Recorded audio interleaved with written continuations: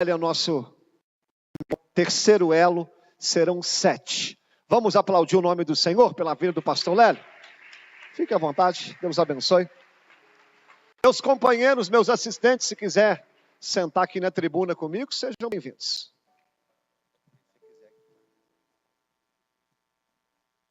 Queridos, a paz do Senhor Jesus. Muitos vieram aqui para adorar a Deus, para ouvir uma palavra e colocar em prática. Diga amém. Estou muito feliz por estar aqui.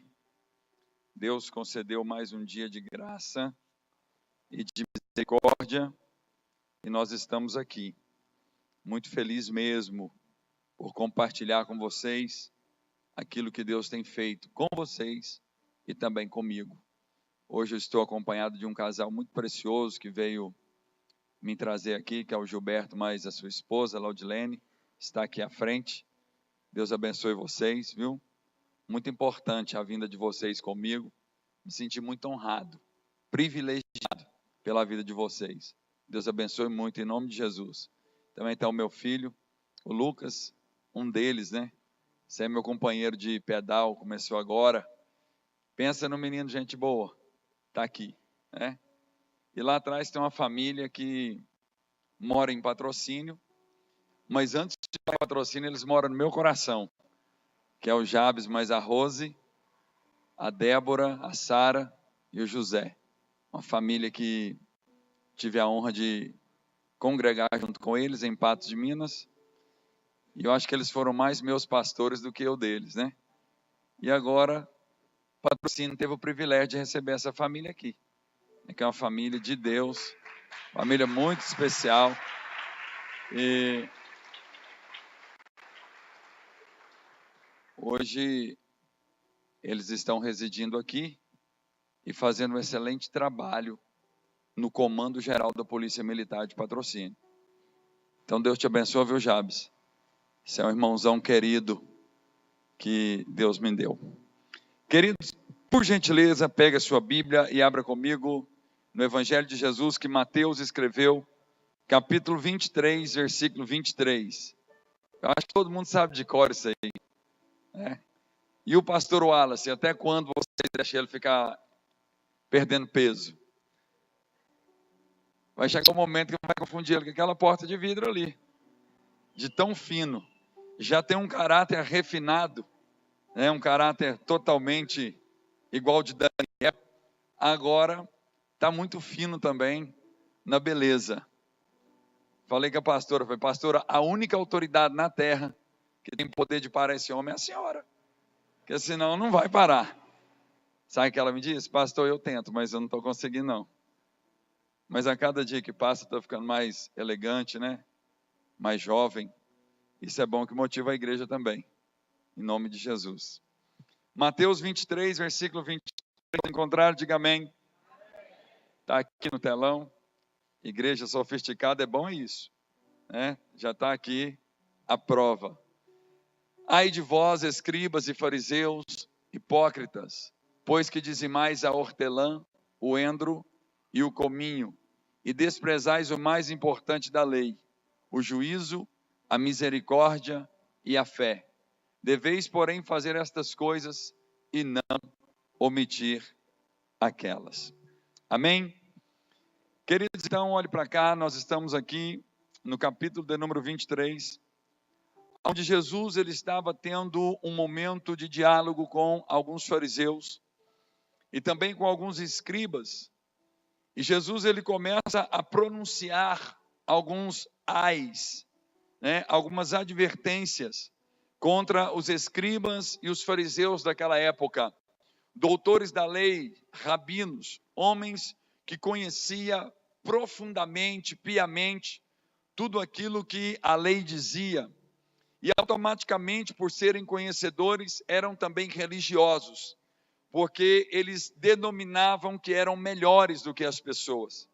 E um fariseu, por mais que ele era muito entendido, mas ele tinha uma deficiência, que ele cobrava ou colocava um julgo sobre as pessoas, porém ele não vivia aquilo.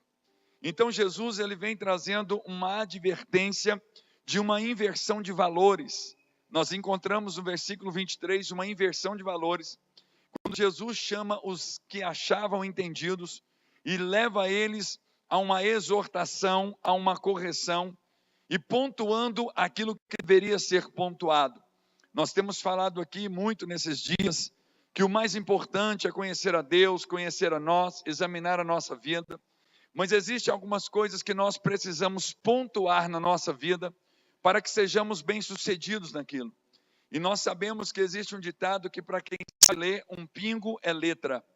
Então aqui Jesus estava colocando os seus pontos nos seus devidos lugares, porque os fariseus achavam que era importante dizimar aqui a respeito da hortelã, dizimar a respeito do endro e também do cominho. Eles dizimavam nos mínimos detalhes, eles levavam o dízimo dos mínimos detalhes, daquilo que era simples, dizendo, olha, nós dizimamos até daquilo que ninguém dizima, nós levamos aquilo que ninguém leva, e por serem daquela maneira, eles pensavam e tinham uma certeza de que eles eram melhores do que os outros. E na verdade nós servimos a um Deus que não faz acepção de pessoas, nós servimos a um Deus que não considera ninguém melhor do que ninguém. O mesmo Deus que me criou, criou você, e o mesmo Deus que te criou e te colocou numa posição de status, Ele também criou uma pessoa que está morando em situação de rua. O mesmo Deus que criou uma pessoa que está morando em situação de rua, é o mesmo Deus que permitiu nascer o presidente da nossa república. Então nós servimos a um Deus que não faz acepção de pessoas. Para Ele não tem rico, não tem pobre, não tem branco, não tem negro.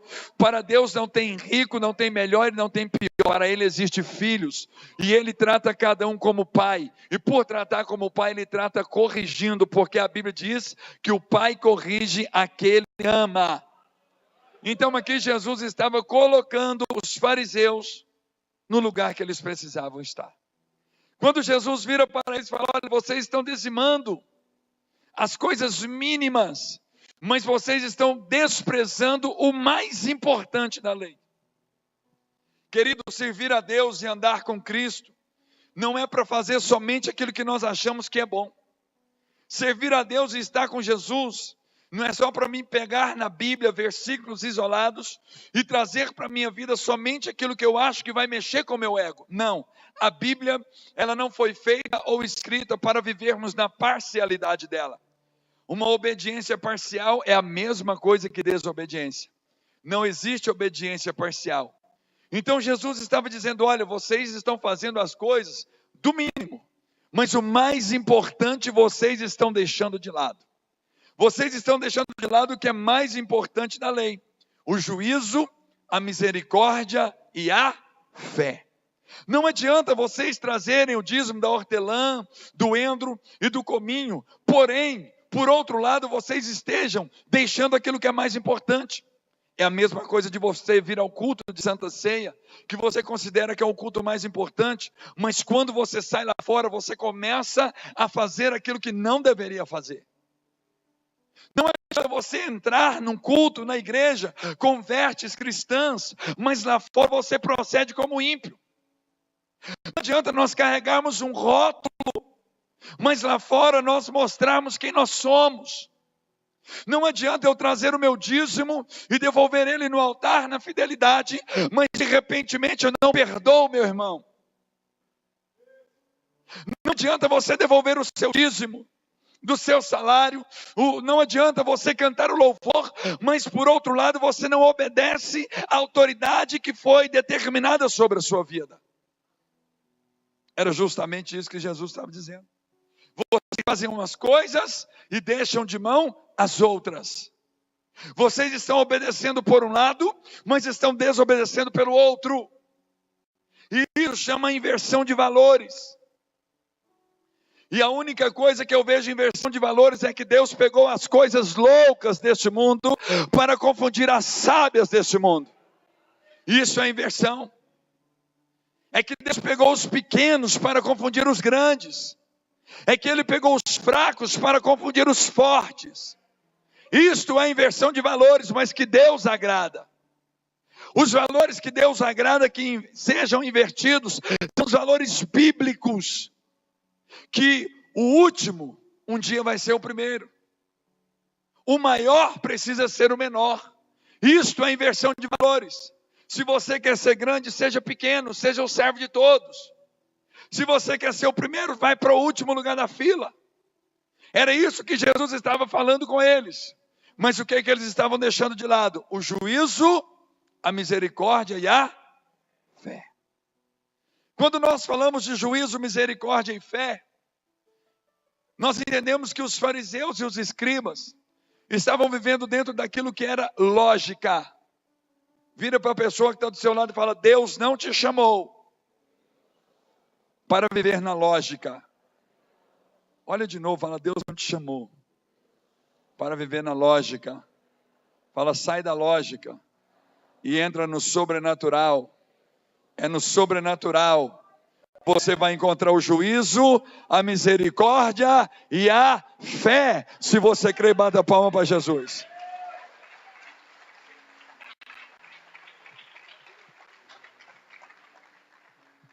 Quando nós deixamos de lado essas três coisas, o juízo, a misericórdia e a fé, pastor Reinaldo Gianecchini, nós estamos deixando os princípios fundamentais de Deus. Em momento algum nós encontramos nas Sagradas Escrituras que Deus te chamou para viver da lógica. Em momento algum nós encontramos na Bíblia dizendo que Deus te chamou para viver daquilo que você acha que é certo. Muito pelo contrário, a Bíblia diz em Hebreus capítulo 10, versículo 38, mas o meu justo viverá pela... E aquele que retroceder a minha alma não tem prazer? Tem pessoa justa aqui? Deus te chamou para viver pela fé, querido. Deus te chamou para viver pela fé. E viver pela fé é como aquele louvor que a menina acabou de cantar, é viver perigosamente. Viver pela fé é acreditar no invisível. Viver pela fé é dar o passo onde não existe terra e acreditar que Deus vai colocar a terra para você não cair. Isso é viver pela fé. O escritor aos Hebreus, capítulo 11, versículo 1, ele diz que fé é a certeza das coisas que se esperam e a convicção daquilo que não se vê. Aqui nós encontramos Jesus falando do juízo, da misericórdia e da fé. Em Romanos capítulo 13, em 1 Coríntios capítulo 13, Paulo fala da fé, da esperança e do amor. São coisas importantes que precisam estar dentro de nós. Um cristão que não tem juízo, misericórdia e fé. Um cristão que não tem fé, esperança e amor, ele está andando na contramão com Deus. Queridos, são princípios que nós não podemos abrir mão. Não adianta nós dizimarmos, não adianta nós orarmos, se esses princípios estão faltando dentro de nós. E eu vou lhe dizer algo que você vai ficar feliz. Quando Deus te criou, Ele não te criou incompleto. Ele te fez perfeito para a glória do Pai. Ele te fez perfeito para a glória do Filho. Ele te fez perfeito para a glória do Espírito Santo. E o juízo, a misericórdia e a fé, Deus colocou dentro de você. Só basta você colocar em prática.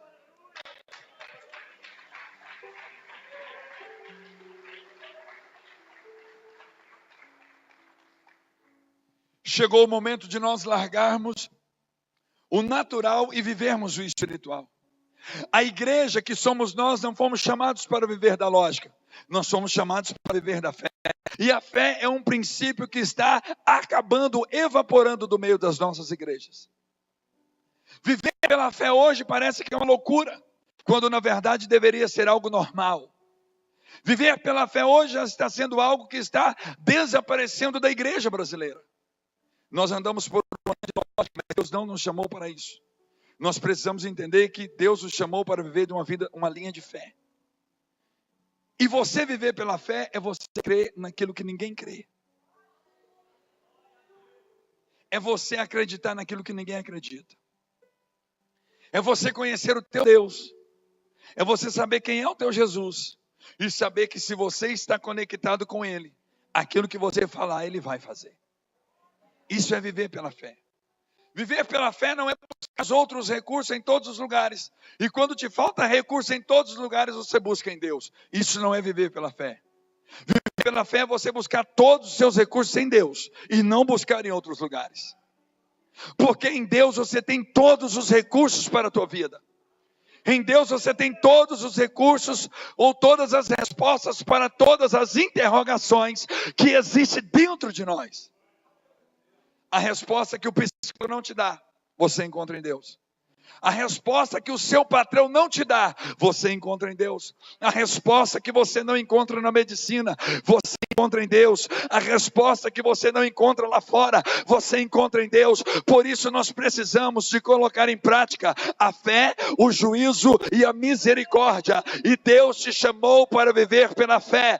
Deus não te chamou para viver pela lógica. Enquanto você viver pela lógica, você vai viver cansado e correndo atrás do vento, e correndo atrás de bênção, e correndo atrás daquilo que você precisa para suprir a sua necessidade. Mas quando você entende que o viver pela fé é viver a vontade de Deus, a Bíblia diz que enquanto você dorme, Ele te abençoa para a glória do nome de Jesus.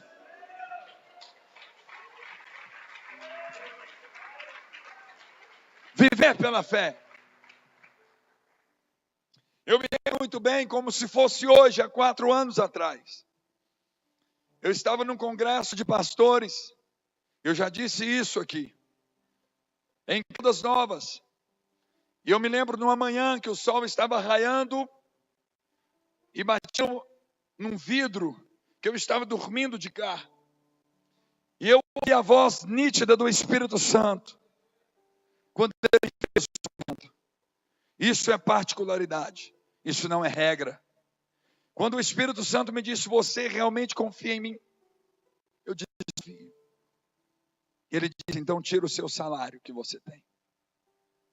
Queridos, eu tenho 4 filhos, uma esposa e uma vida. E naquele dia então eu comecei um primeiro propósito com Deus. De viver somente pela fé. De não viver por dinheiro. Coisa particular, pessoal. Comigo, não significa que é contigo, mas pode ser também. E daquele tempo para cá, 4 anos já se passaram. Deus não me deixou faltar nada.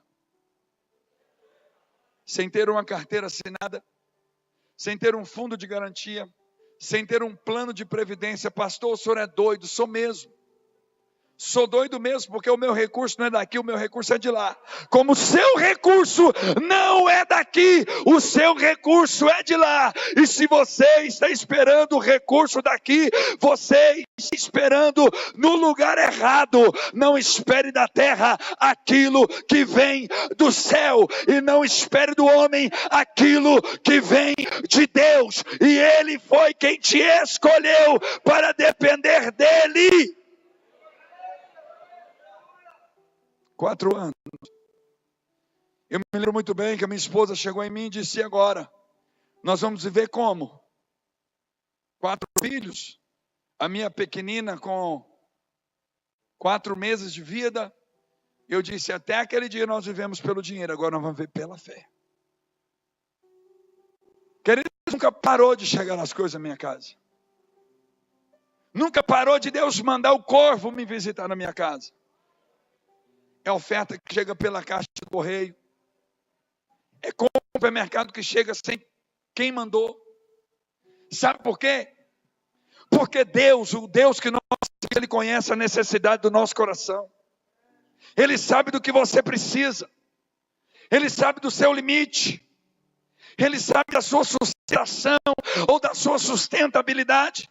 No Salmo de número 37, a Bíblia diz assim, agrada-te do Senhor teu Deus e Ele satisfará os desejos do teu coração, querido. Se você crê nesta palavra, dê um brado de glória e aplauda o nome de Jesus, porque Ele é contigo.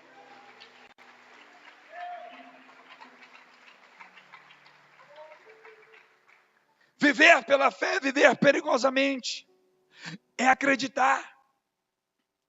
Quando ninguém acredita, se você vive pela fé, você acredita.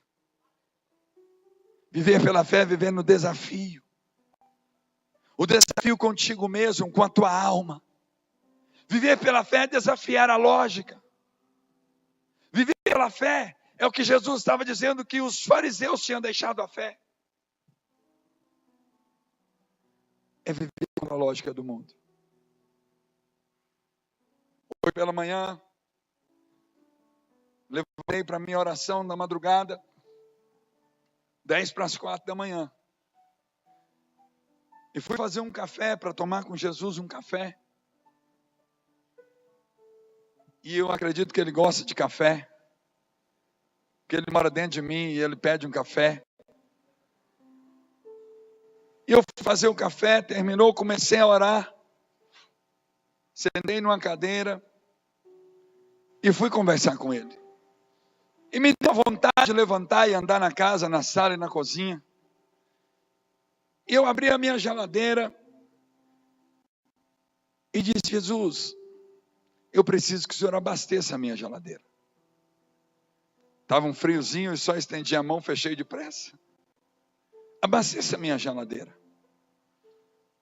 Ela estava bem vazia. Eu orei 4 da manhã. 10:30, Jesus encheu ela. 5:30 da tarde, a minha esposa disse: você orou e agora nós estamos aqui recebendo mais, e a nossa geladeira já não cabe mais o que nós ganhamos hoje. Não pedi para ninguém, Deus mandou muito mais do que aquilo que eu precisava. Deus te chamou para viver pela fé. Não inverta os valores, viva pela fé, porque aquilo ali os fariseus não tinham, mas você pode ter e usá-la para a glória do nome de Jesus. Viva pela fé.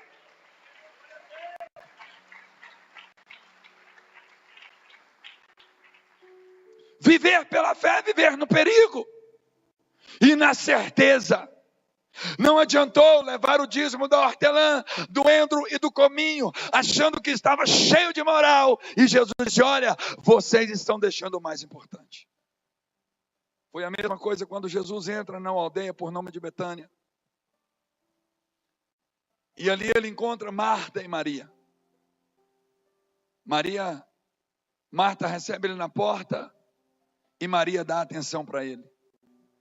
E ele chama Marta e disse: Marta, Marta, por que te afadigas? Você está cuidando daquilo que não tem importância. E Maria está cuidando daquilo que é mais importante. Ou seja, Marta, você está cuidando do hortelã, do endro e do cominho. Mas você esqueceu o juízo, a misericórdia e a fé. Você está cuidando daquilo que não precisa de cuidar agora, mas Maria está cuidando daquilo que ninguém pode tirá-la dela. Querido, não inverta os valores de Deus na sua vida. Saia hoje desta igreja colocando em prática a sua fé. Saia hoje desta igreja fiel com seus compromissos aqui, mas não deixa de lado a sua fé. Porque a Bíblia diz em Hebreus capítulo 11, versículo 6, que sem fé é impossível de agradar a Deus. Sem fé é impossível. Se você não agrada a Deus, você não tem a bênção de Deus. E como nós estamos vivendo hoje, como os escribas, nos mínimos detalhes sendo religiosos, ou nós estamos vivendo em um nível espiritual com Ele, para vivermos dizendo assim: olha, eu estou vivendo pela fé, e eu sei que o meu Redentor vive, e no fim Ele se levantará sobre a face da terra, e Ele vai me abençoar, e Ele vai me curar, e Ele vai me restaurar, e Ele vai me dar vitória. Não vai, querido, se você crê, não importa o que os outros pensam a teu respeito, o que importa é o que você pensa a respeito de Deus. Fé.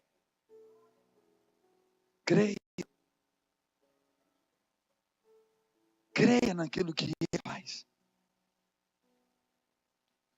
A fé não pode ser esquecida. Assim como o juízo e a misericórdia. Ele não quer sacrifício, Ele quer misericórdia. Assim como a esperança. Paulo fala da fé, da esperança e do amor. E a palavra esperança é a mesma palavra que confiança.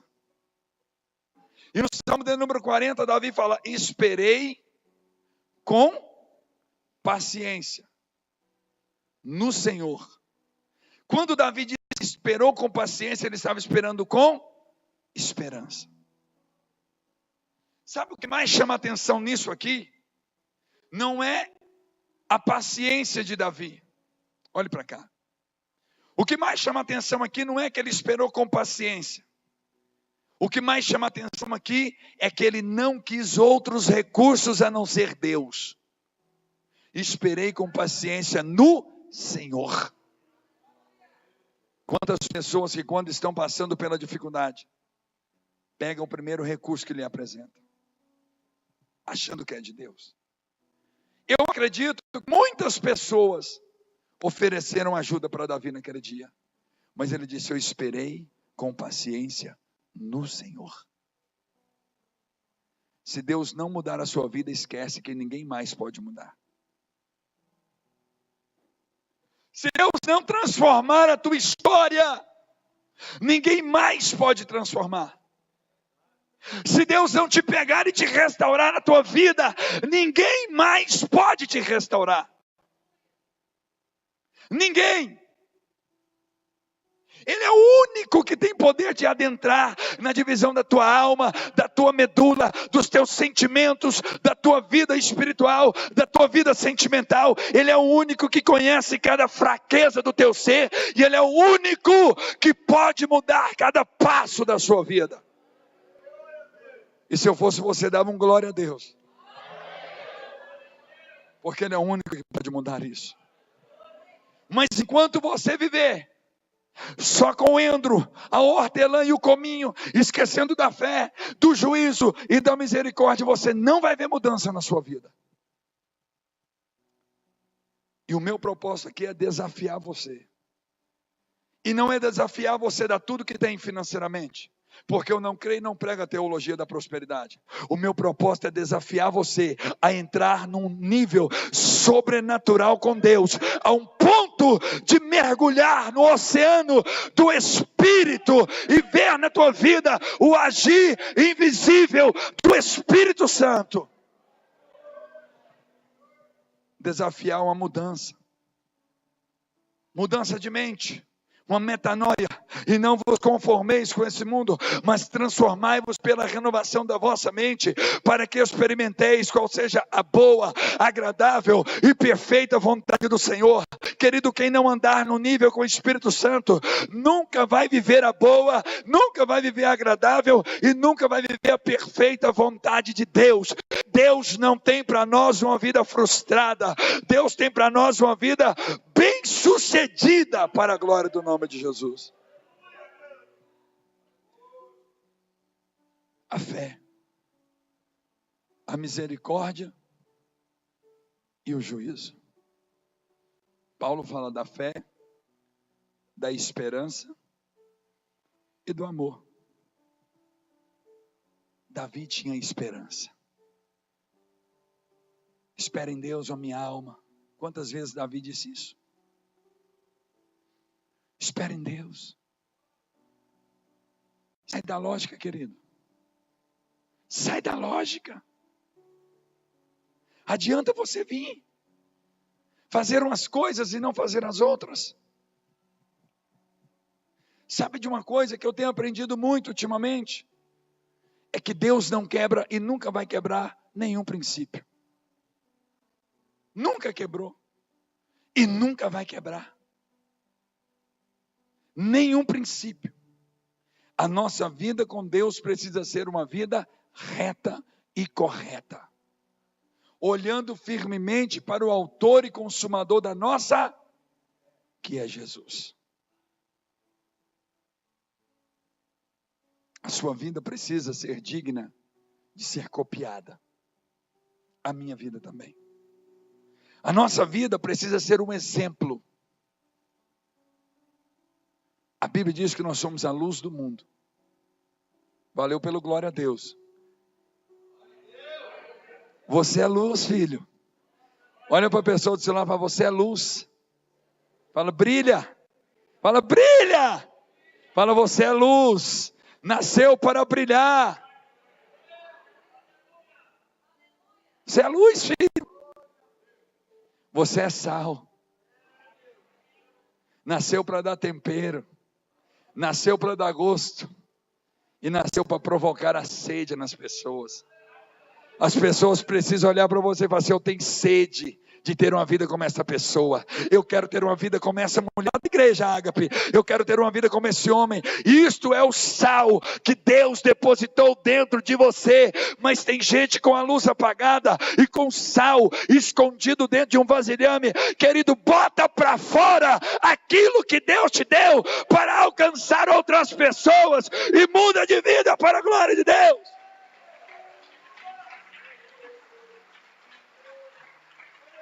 Você é a luz do mundo, querido. Para mim foi bom essas palmas, porque se for para Jesus pode ser muito melhor. Aê, glória! Aleluia!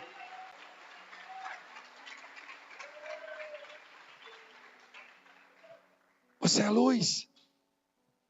Olha se tem alguém brilhando aí do seu lado. As pessoas têm que imitar a tua fé. Né, Betânia? As pessoas têm que olhar para você e falar assim: eu não quero ter o carro que ele tem, mas eu quero ter aquela fé que ele tem. O mundo tem que olhar para nós e querer esse Jesus que nós pregamos. Fé, juízo e misericórdia. Fé, esperança e amor. Há um tempo atrás, uma menina lá em Patos de Minas estava com câncer na perna. Uma menina de uns 10 a 12 anos. E na época até orei com ela.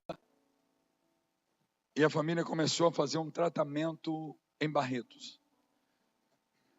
Essa menina vira para o pai e faz a seguinte pergunta: qual é a diferença entre nós e Deus? É uma pergunta difícil, não é verdade? Pastora Alaí Ribeiro. Qual a diferença entre nós e Deus? A menina perguntou para o pai. Ele disse várias, tem muitas coisas que é diferente. E começou a falar. E a menina respondeu com uma só coisa. Ela disse: pai, a diferença entre nós e Deus é que Deus não precisa ter esperança, porque Ele conhece a eternidade. E nós precisamos ter esperança. Sem esperança você não sai desse banco. Sem fé você não levanta dessa cadeira. Sem amor você não move uma mão. Paulo diz isso claramente. Jesus está dizendo também. Você precisa ter esperança. E esperança é confiança. Quando Deus te colocou na terra, Ele te colocou com uma coisa: responsabilidade por sua vida. Então somente confia nele. Sabe quem responsabiliza por mim? Ele. Sabe quem me traz aqui toda quarta-feira? Ele. Sabe quem me leva de volta? Ele. Sabe quem encheu minha geladeira hoje? Ele. Sabe quem preparou esse casal para me trazer? Ele. Sabe quem está me dando essa voz para pregar? Ele. Sabe quem vai me levar de volta hoje? Ele. Sabe quem vai me fazer levantar amanhã? Ele. Sabe quem vai me fazer mais ousado todos os dias?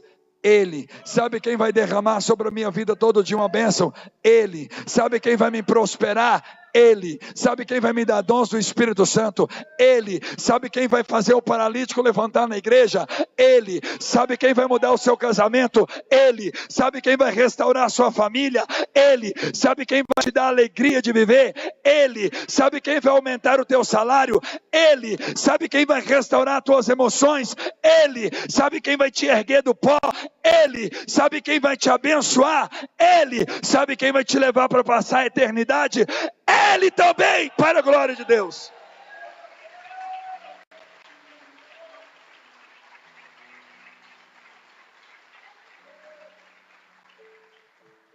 Vai confiar em quem? Hoje tem milagre aqui, até o Clésio parece que está ali.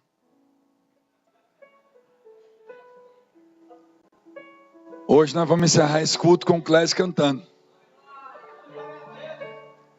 Ele está com um cavanhaque ali de bigode, né?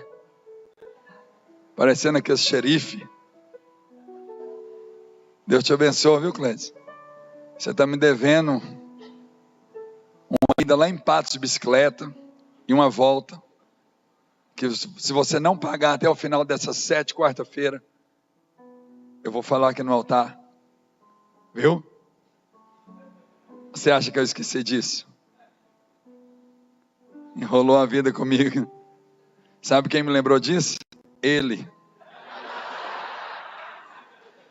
Sabe quem vai te levar lá em Patos? Suas pernas. Debaixo da proteção dele. Vai chorar na estrada? Para ele. Vai ficar para trás? Com ele.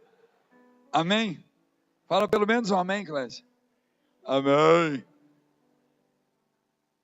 Queridos, então nós precisamos confiar em Deus. Não adianta você fazer umas coisas e largar as outras. Lembra quando eu disse na quarta-feira passada de examinar o homem a si mesmo? E é que no exame pessoal que você encontra aonde precisa mudar. Aqui nós estamos também fazendo um exame. Hortelã, endro e cominho, porém desprezando o mais importante. Não despreze o mais importante. Não despreza o mais importante. E Jesus disse, olha, deveis porém fazer essas coisas. O juízo, a misericórdia e a fé. Mas não omita aquelas. O endro, a hortelã e o cominho. Jesus não vai abrir mão de nenhum princípio importante para a sua vida. Se você quer ser bem-sucedido, curado, sarado, abençoado, restaurado, anda com Deus. Alinhado com Deus. Ele não requer muito de nós, somente obediência. E quando você obedece, você usa a fé. Quando você obedece, você usa a misericórdia. Quando você obedece, você usa o juízo. Quando você obedece, você usa a esperança. Quando você obedece, você usa o amor. Quando você obedece, você é fiel no seu dízimo. Quando você obedece o seu pastor. Quando você obedece, você perdoa. Quando você obedece, você pede perdão. Quando você obedece, você ama. E quando você obedece, você é amado. E quando você obedece, você tem a bênção de Deus, que te enriquece e não te acrescenta dores.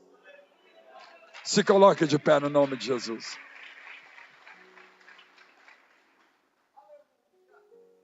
Diga comigo, eu não posso abrir mão dos princípios de Deus. Eu preciso obedecer na totalidade. Em nome de Jesus. Vem aqui à frente, eu quero orar por vocês. Vem todo mundo aqui na frente. Venha com fé. Com carinha de quem vai ser abençoado.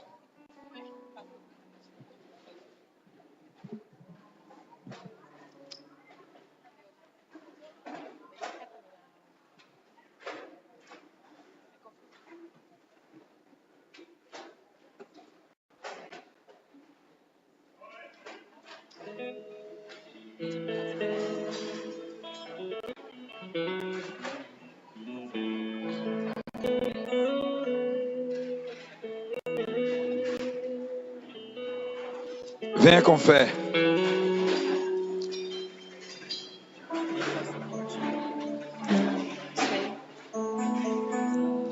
Aquieta minha alma, meu coração ouvir tua voz. Vem para frente, pode chegar, aqui tem vaga. Vem cá todo mundo.